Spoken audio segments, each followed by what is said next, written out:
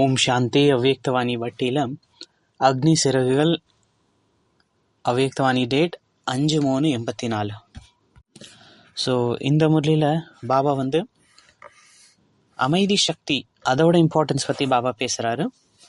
Silence பவரோட importance பற்றி பாபா இங்கே பேசுகிறாரு. ஸோ இதில் பாபா அமைதி கடலாக இருக்கார்.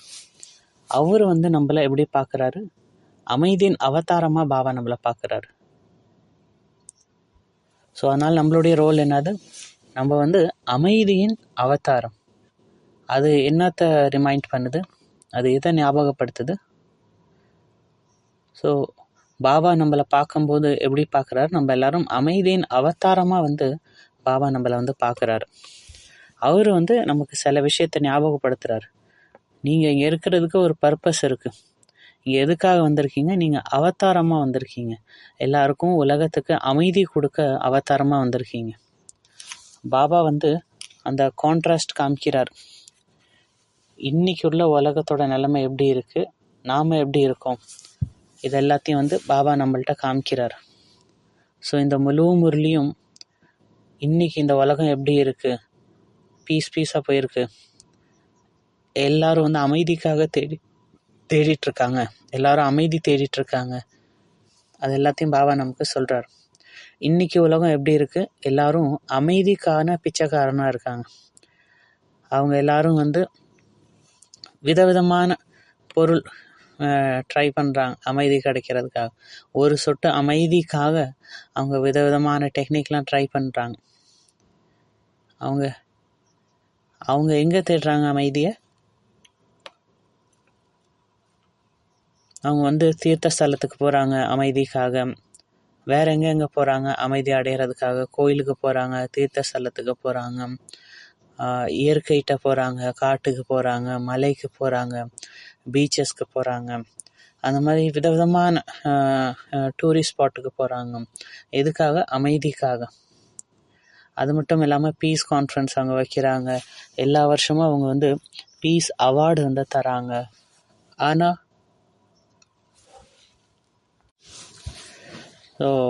அவங்களுக்கு அமைதி கிடைச்சிதா? அவங்க அழியக்கூடிய விஷயத்தில் அமைதி தேடிட்டுருக்காங்க. ஸோ அதனால் அந்த உண்மையான அமைதி அவங்களுக்கு கிடைக்க மாட்டேங்குது. அவங்களும் விதவிதமான ஹடயோகா பண்ணுறாங்க அமைதிக்காக. ஸோ இந்த உலகம் அமைதி இல்லாமல் இருக்குது. பல விதத்தில் மனசில் அமைதி இல்லை, உடலில் அமைதி இல்லை, அவங்க செல்வத்தில் அமைதி இல்லை, அவங்க உறவுகளில் ஒரு அமைதி இல்லை, அவங்க மனசும் பீஸ்லெஸ்ஸாக இருக்குது, உடலும் ரெஸ்ட் இல்லாமல் இருக்குது, வெல்த்து, அவங்க சம்பந்தங்கள் எதுலேயுமே அமைதி இல்லை.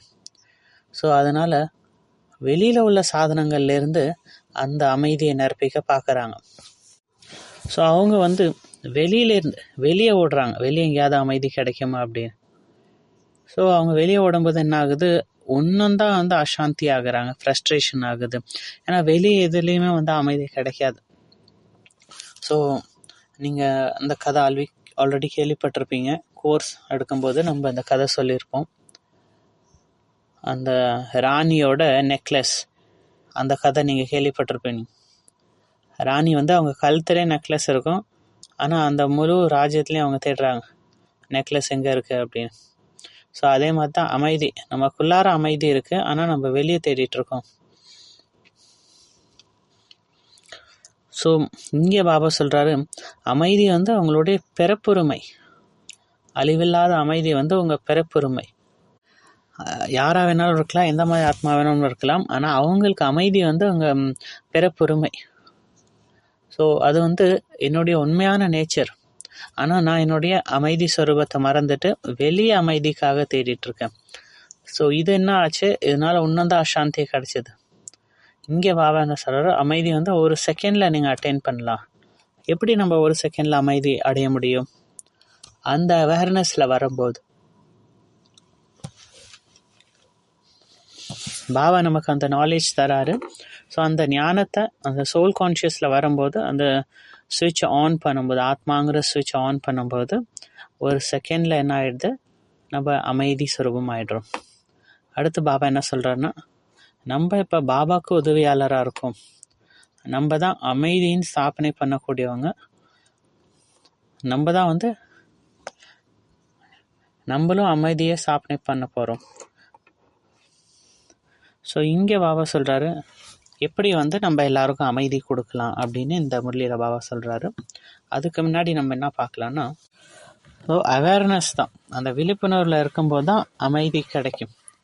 எப்போ நம்ம பாடி கான்ஷியஸில் வரோமோ, ஆத்மானு மறந்து தேகபானத்தில் வரோமோ, அப்போ நம்ம வந்து அமைதிக்காக பிச்சை எடுக்க ஆரம்பிச்சிடுறோம். இங்கே அங்கே வெளியே எல்லா இடத்துலையும் அலைய ஆரம்பிக்கிறோம். ஸோ எதெல்லாம் நம்ம வந்து மறக்கிறோம், எதெல்லாம் வந்து நம்ம அமைதியை இழக்க வைக்குது, நம்ம அமைதி வீட்டை மறந்துட்டோம், பரந்தாமத்தை மறந்துட்டோம். அதனால நம்ம அமைதியை வெளியே தேடுறோம். நான் வந்து என்னையே மறந்துட்டேன், ஆத்மாவை மறந்துட்டேன், அதனால் வெளியே எல்லா இடத்துலையும் அமைதிக்காக தேடுறோம். நம்மளுடைய ஆஸ்தியை வந்து மறந்துட்டோம். நான் வந்து எதுக்குமே அலைய தேவையில்லை, பிச்சை கேட்க தேவையில்லை, எல்லாமே என்னுடைய பிறப்புரிமை. ஸோ இதை வந்து ஒரு எக்ஸாம்பிளாக பார்க்கணுன்னா, நீங்கள் எல்லோரும் கேள்விப்பட்டிருப்பீங்க, சுனிதா வில்லியம்ஸ் பற்றி நீங்கள் கேள்விப்பட்டிருப்பீங்க. Recent example. ஆஸ்ட்ரோநாட்ஸ் என்ன பண்ணுவாங்க, அவங்க விண்வெளிக்கு போவாங்க, அங்கே வந்து அவங்களுக்கு என்ன வேலை கொடுக்குறாங்களோ அதை செய்யணும். ஸோ இதில் வந்து அவங்க எப்படி அமைதி அனுபவம் பண்ணலாம், எதெல்லாம் வந்து அவங்க அமைதியை வந்து டிஸ்டர்ப் பண்ணலாம். ஒரு ஆஸ்ட்ரோநாட் வந்து விண்வெளிக்கு போகிறாருன்னா எதெல்லாம் வந்து அவங்க அமைதியை டிஸ்டர்ப் பண்ணலாம், இல்லை எது வந்து அவங்க அங்கே அமைதியாக வச்சுக்கலாம், அதை பற்றி நீங்கள் சிந்தனை பண்ணி சொல்லுங்கள். ஸோ இப்போ இந்த விண்வெளிக்கு போகிறாங்கன்னா அவங்களுக்கு தெரியும், இந்த நாளுக்கு நான் போக போகிறேன், எனக்கு இந்த வேலை இருக்குது, அதை முடிச்சுட்டு இந்த நாளுக்கு நான் திரும்பி வந்துடுவேன் அப்படின்னு. அப்படி அவங்களால அந்த குறிப்பிட்ட நாளுக்குள்ளார திரும்பி வர முடியலன்னா அவங்களுக்கு வந்து அமைதி இல்லாமல் போயிடும், ரொம்ப நாள் ஆயிடுச்சுன்னா. இதுதான் வந்து சுனிதா கிட்ட நடந்தது. அவங்கள்ட்ட வந்து ஜஸ்ட்டு வந்து ஒரு 8 நாளுக்கான வேலை தான், ஆனால் அது வந்து பல மாதம் ஆயிடுச்சு. அதுவும் வந்து அவங்க ரிட்டர்ன் ஆவாங்கன்னு கன்ஃபார்மாக தெரியல. ஸோ இதுவும் வந்து ஒரு காரணம் அமைதி இல்லாமல் இருக்கு. வேறு எதெல்லாம் வந்து அந்த அமைதியை கெடுக்கலாம். ஸோ அங்கே வந்து டோட்டலி டிஃப்ரெண்ட் என்விரான்மெண்ட். இது பூமியில் இருக்கிற மாதிரி கிடையாது, அங்கே கிராவிட்டி கிடையாது, இங்கே கிராவிட்டி இருக்கிற மாதிரி அங்கே கிடையாது. அது டோட்டலி டிஃப்ரெண்ட் என்விரான்மெண்ட். அதுக்கு நம்ம உடனே அட்ஜஸ்ட் பண்ண முடியாது. அதுக்காக தனி ஸ்பேஸ் ஷூட் போடணும், நிறைய ட்ரைனிங் எடுக்கணும். ஆனால் ஏதோ ஒரு பாயிண்டில் அவங்க அந்த ரியாலிட்டியை மறந்துட்டாங்கன்னு வைங்களேன், நான் பூமியிலேருந்து தான் வந்திருக்கேன் அப்படின்னு. அவங்கள வந்து ஸ்பேஸோடைய நான் அங்கே உள்ளவங்க நினச்சிட்டேன்னா என்ன ஆகும், அவங்க வந்து அவங்க வீட்டை மறந்துட்டாங்கன்னா என்ன ஆகும். என் கூட உள்ள ஆஸ்ட்ரோநாட்ஸ்லாம் ஸோ இப்போ வந்து விண்வெளிக்கு வந்து ஆஸ்ட்ரோநாட்ஸ் போகிறாங்கன்னா 2-3 பேர் போகிறாங்கன்னா வேறு நாட்டிலேருந்து கூட இருப்பாங்க. ஒருத்தவங்க அமெரிக்காவிலேருந்து இருக்கலாம், ஒருத்தவங்க ரஷ்யாவிலேருந்து இருக்கலாமே, வேறு நாட்டிலேருந்து கூட இருக்கலாம். பட் அங்கே போகும்போது அதை மறந்துட்டு இந்த கான்ஷியஸில் வந்துட்டாங்கன்னா அவங்களுக்குள்ளார மறுபடியும் வந்து அமைதி இல்லாமல் இருக்கலாம். இவங்க வந்து இந்த நாட்டை சேர்ந்தவங்க, அதெல்லாம் வந்து ஒரு விதமான தேகவான் அதில் வந்துட்டாங்கன்னா அங்கே அதுவும் வந்து அமைதி இல்லாமல் இருக்கலாம். ஸோ இதை வந்து இன்றைக்கி முரளியோட கம்பேர் பண்ணலாம். ஏன்னா இந்த பூமியும் என்னோடய பூமி கிடையாது. நான் இங்கேருந்து வந்திருக்கேன், நான் பரந்தாமத்துலேருந்து வந்திருக்கேன். இங்கே வந்து டெம்ப்ரவரியாக வந்திருக்கேன். இங்கே வரும்போது நான் என்னோடய உண்மையான வீட்டை மறந்துட்டேன். நான் இந்த உடல் தான் நான் ஃபீல் பண்ண ஆரம்பிச்சிட்டேன். எப்படி வந்து அந்த ஆஸ்ட்ரோநாட் வந்து ஸ்பேஸ் ஷூட் யூஸ் பண்ணோன்னா அவங்க பூமிக்கு வர முடியாது. ஸோ அதே மாதிரி நம்ம வந்து பரந்தாமத்துக்கு போகணுன்னா இங்கே உள்ள டெம்பரரியான விஷயங்கள் எல்லாத்தையும் விட்டுறணும், எல்லாத்தையும் மறந்துடணும். அப்போ தான் நான் என்னுடைய உண்மையான ஸ்வரூபத்தை அனுபவம் பண்ண முடியும். ஸோ நம்ம திரும்பி போகணும் அப்படின்னு அதை மறந்துட்டோன்னா, எதுக்காக இங்கே வந்திருக்கோம் அதை மறந்துட்டோன்னா அமைதி கிடைக்காது. ஸோ நம்ம லட்சியத்தை மறந்ததுனால நம்ம அமைதி இல்லாமல் இருக்கும். ஏன்னா நம்ம என்ன நினச்சிட்டோம், இதுதான் பெர்மனண்ட்டான வேர்ல்டு, இதுதான் இங்கே தான் நம்ம இருக்கணும். ஏதோ நம்ம பொருளுக்கு ஏதோ ஒன்று ஆயிடுச்சுன்னா, நம்ம சம்பந்தங்களுக்கு ஏதோ ஒன்று ஆயிடுச்சுன்னா அதை வந்து நம்ம அமைதியை கெடுத்துருது. ஸோ வெளி உலகத்தோடு நம்மளை லிங்க் பண்ணிக்கிறதுனால ப்ளஸ் ஆத்மாட்டேருந்து கனெக்ஷன் போயிடுச்சு. என்னுடையவர் யார் அதையும் மறந்துட்டோம். இதுதான் வந்து எல்லா விஷயத்துக்கான காரணம், அமைதி இல்லாமல் இருக்கிறதுக்கான காரணம் இதான். நம்ம மறந்துட்டோம் நான் தான் ஆக்டர்னு. எந்த டாஸ்க்காக இங்கே வந்து அதையும் மறந்துட்டோம். இந்த மாதிரி தான் உலகம் வந்து இன்றைக்கி அமைதி இல்லாமல் இருக்கு. ஸோ அதனால் பாபா இன்றைக்கி சொல்கிறாரு, நீங்கள் வந்து அமைதியின் அவதாரம். ஆனால் நீங்களே வந்து அமைதி இல்லாமல் இருந்தீங்கன்னா என்ன ஆகும்? நீங்கள் அமைதியோடு இருக்கீங்களா? நம்ம அமைதி இல்லாமல் இருந்தால் மற்றவங்களுக்கு எப்படி அமைதி கொடுக்க முடியும்?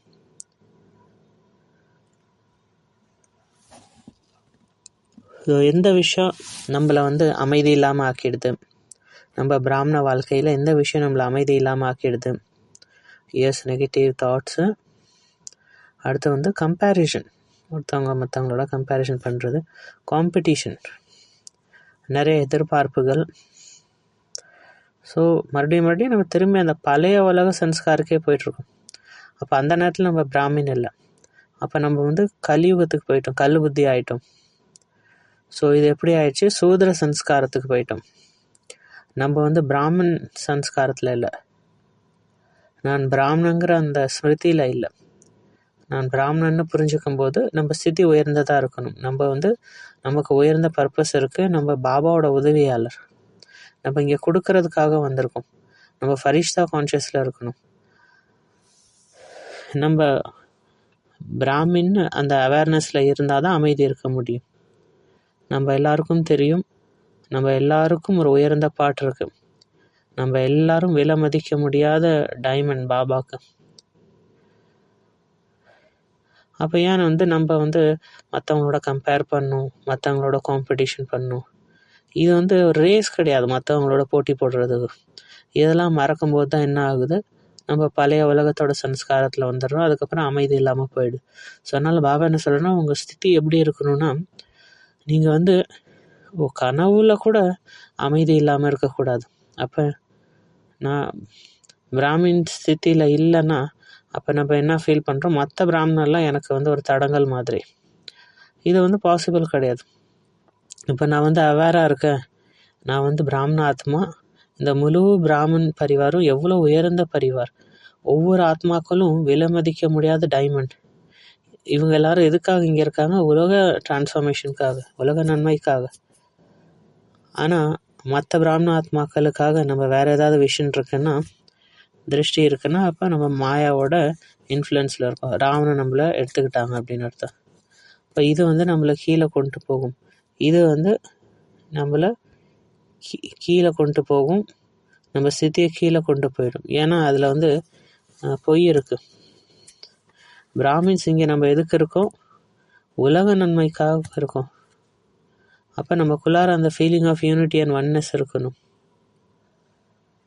அப்படி இல்லைன்னா நம்மளும் வந்து உலகாயுத மக்கள் மாதிரி தான். அவங்க வந்து உலகாயுத விஷயங்கள் பின்னாடி அலைஞ்சிட்ருப்பாங்க. ஆனால் நம்ம பேர் மட்டும் பிராமின், ஆனால் நம்மளும் வந்து வெளியில் உள்ளவங்க மாதிரி பண்ணிகிட்டு இருந்தால் அப்புறம் எங்கேருந்து அமைதி இருக்கும்?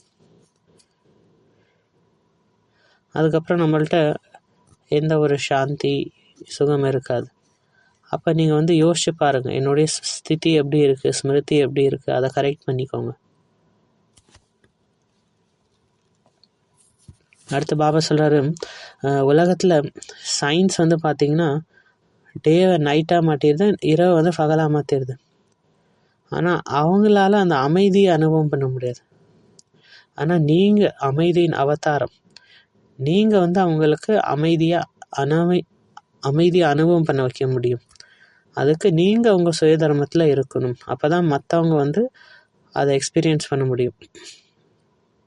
நம்ம வந்து அவங்க உலகத்தையே மாற்ற முடியும் உங்கள் திருஷ்டி மூலியமாக. அவங்க என்னோட சகோதர ஆத்மாங்கிற அந்த ஃபீலிங் மூலியமாக நம்ம அவங்களுடைய முழு உலகத்தையே மாற்ற முடியும். ஸோ இங்கே பாபா என்ன சொல்கிறாரு, வெளியில் உள்ள ஆத்மாக்களுக்கும் நம்ம எப்படி திருஷ்டி இருக்கணும், இது ஏன் சகோதர ஆத்மா அப்படின்னு. அப்படி இருக்கும்போது அவங்க உலகம் மாறி போயிடும். அப்போ அந்த மாதிரி அவங்கள பார்க்கும்போது நம்ம அந்த ஆத்மாவுக்கு ஆன்மீக அன்பு கொடுக்க முடியும். அதுக்கப்புறம் அவங்க நம்ம மூலியமாக நல்ல அனுபவம் ஏற்படும். இது எப்படி இருக்குன்னா, பாலைவனத்தில் ஒரு சொட்டு தண்ணி கிடைக்கிற மாதிரி. ஸோ அப்போ அந்த ஆத்மிக் பாய் திருஷ்டி இருக்கணும் வெளியில் உள்ள ஆத்மாக்களுக்கும், உலகாயுத ஆத்மாக்களுக்கும், ஒன்லி பிகேஸ்க்கு மட்டும் இல்லை, முழு உலகத்துக்கும் நம்ம அந்த மாதிரி திருஷ்டி இருக்கணும். அப்படி இல்லைன்னா நம்ம மாயாவோட இன்ஃப்ளூயன்ஸில் இருக்கன்னு அர்த்தம். அதனால் பாபா இங்கே என்ன சொல்கிறாரு, பாபா தான் வந்து எல்லாருக்கும் அமைதி கொடுக்குறாரு. நம்ம வந்து அமைதி ஸ்வரூபமான ஆத்மா.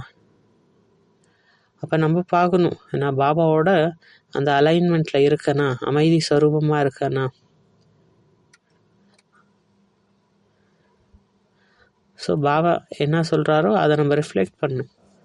என்னோட ஒவ்வொரு எண்ணம், சொல், செயல் மூலியமாக அமைதி பரவணும். நான் எதுவுமே பண்ணல, சும்மா உட்காந்துருந்தா கூட என்கிட்டேருந்து அமைதி பரவணும். இது எப்போ நடக்கும், எப்போ நான் வந்து அமைதியின் அவதாரம்னு புரிஞ்சுக்கிறோம். அடுத்து பாபா என்ன சொல்கிறாரு, இப்போ உங்களுடைய தர்மமே, சுய தர்மமே வந்து அமைதி, உங்களுடைய கர்மமும் அமைதி.